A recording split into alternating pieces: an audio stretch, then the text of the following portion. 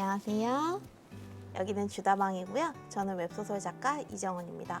오늘은 웹소설 제목 짓는 법에 대해서 이야기해 보려고 해요. 제목 짓는 법 어려워하시는 분들 많으시잖아요. 그래서 이 주제를 골라봤고요. 그럼 바로 강의 들어가 보도록 하겠습니다. 일단 목차를 보시면요. 첫 번째, 어그로를 끈다. 그리고 두 번째, 작품 내용을 함축한다. 웹소설 제목 안에 작품 내용을 함축해서 집어넣는 거죠. 그리고 세 번째, 플랫폼에 따른 제목을 짓는다. 플랫폼마다 선호하는 제목들이 조금씩 다를 수 있거든요. 네 번째는 제목을 먼저 짓는다. 제목을 먼저 지으면 어떤 결과가 있는지, 장단점이 무엇인지. 다섯 번째는 제목을 나중에 짓는다. 제목을 나중에 지으면 장단점이 무엇인지. 먼저 첫 번째, 어그로 끌기입니다. 어그로를 끌기 위해서는 어떤 제목을 지어야 하는지 직접 제목들을 한번 보실게요. 선배, 그 립스틱 바르지 마요 라는 드라마가 있었어요. 이 제목만 봐도 이게 도대체 무슨 내용일까 궁금해지는 그런 제목이에요. 이런 제목을 어그로를 끌었다 라고 볼 수 있는 제목이고요. 두 번째, 김비서가 왜 그럴까? 도대체 김비서가 무슨 일을 저질렀길래 김비서가 왜 그럴까 라는 제목이 나왔을까 라는 생각을 하게 되잖아요. 천하장사가 빵을 숨김. 원작이 뭔지 아시겠나요? 빅토르 위고라고 써있는 거 보면 레미제라블이고요. 유명한 명작을 이제 웹소설식 제목으로 바꾼 것 같아요. 왕 못 웃기면 죽는 병 걸림. 요거는 약간 노판식 제목이라고 저는 생각을 했어요. 천일야라는 책이고요. 왕을 못 웃기면 죽는 병 걸림이라는 제목으로 바꿔 넣었어요. 이것도 굉장히 어그로를 끌었다라고 볼 수 있고요. 요거는 현대 로맨스 제목이라고 보시면 될 것 같은데요. 오만한 재벌남의 사랑은 필요 없습니다. 오만과 편견을 오만한 재벌남의 사랑은 필요 없습니다 라는 제목으로 바꾸었고요. 요거는 현대 로맨스 틱하게 바꿔져 있는 어그로를 끌은 제목이라고 볼 수 있겠습니다. 그 다음에는 작품 내용을 함축한 제목들을 한번 보실게요. 첫 번째 나온 건 제 작품인데요. 이 작품은 제목이 오만한 전남편의 결혼 제안.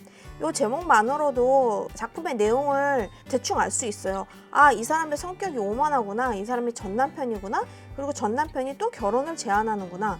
라는 거를 대충 알 수가 있습니다.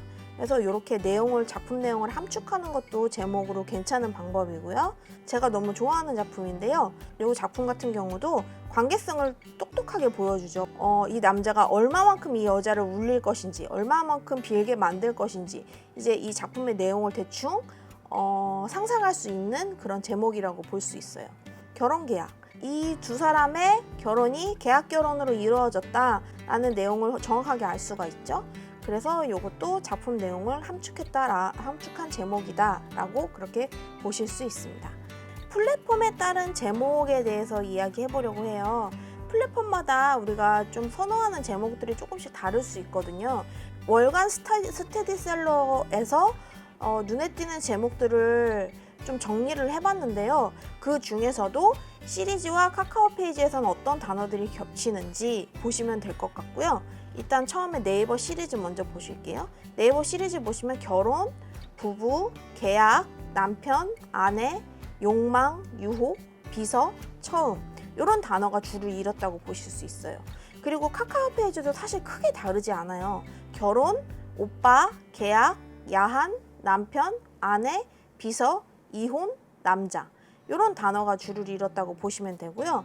그렇게 해서 이제 우리가 네이버 시리즈와 카카오에서 어떤 단어들이 이제 겹치는지 한번 보신다면 결혼이라는 단어, 그 다음에 계약, 그 다음에 남편 이런 키워드들로 보통 작품 제목을 많이 정하신다라고 보시면 될 것 같아요. 그에 반해서 리디부스는 사실 비교적 너무 자유로워서 사실 짓고 싶은 대로 지어도 전혀 관계가 없을 만큼 굉장히 자유로웠고요. 근데 네이버 시리즈나 카카오 페이지를 우리가 가려고 하면 키워드를 생각하시면서 제목을 지어주셨으면 좋겠다. 그러면 제목을 먼저 지으면 어떤 장점이 있고 단점이 있는가라는 이야기를 해보려고 해요. 제 작품 나르키소스 같은 경우는 제목을 먼저 지었어요. 제목을 먼저 지었기 때문에 제목이 가지고 있는 주제에서 벗어나지 않을 수가 있었어요. 그 주제를 끝까지 이어나갈 수가 있었고요. 이 공의 캐릭터가 설정이 흔들리지 않을 수 있었어요. 나르시즘에 걸린 이 공의 마음 상태라든지 증상이라든지 캐릭터 선정이 흔들리지 않고 쭉 이어져 나갈 수 있었다는 거, 이 두 가지를 장점이라고 보실 수 있겠고요.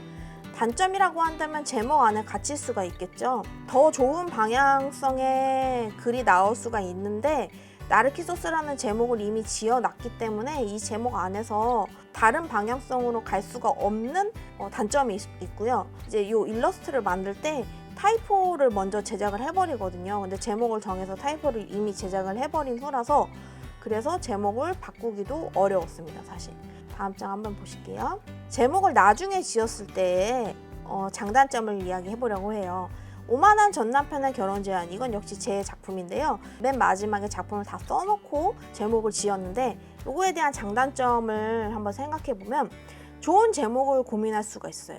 어그로를 끌 수 있는 제목, 내용을 함축할 수 있는 제목, 또 플랫폼에 맞는 제목, 여러 가지를 고려를 해서 만들어진 제목이고요. 제목을 지어야 된다는 강박이 없으니까 서둘러 본문 쓰기에 들어갔었어요.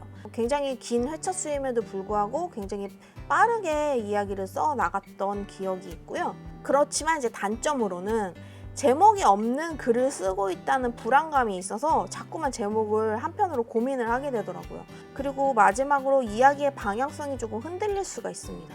왜냐면 주제를 잡아놓지 않았기 때문에 다른 이야기로 방향성이 자꾸만 흔들리는 그런 경향을 보였었거든요.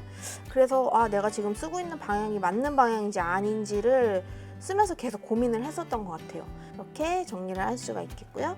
네, 웹소설 제목 짓기에 대한 이야기를 이렇게 해봤는데요. 오늘 강의도 좋은 강의로 도움이 되셨으면 좋겠다고 생각을 합니다. 그러면 다음에는 더 좋은 컨텐츠로 찾아뵙도록 하겠습니다. 감사합니다.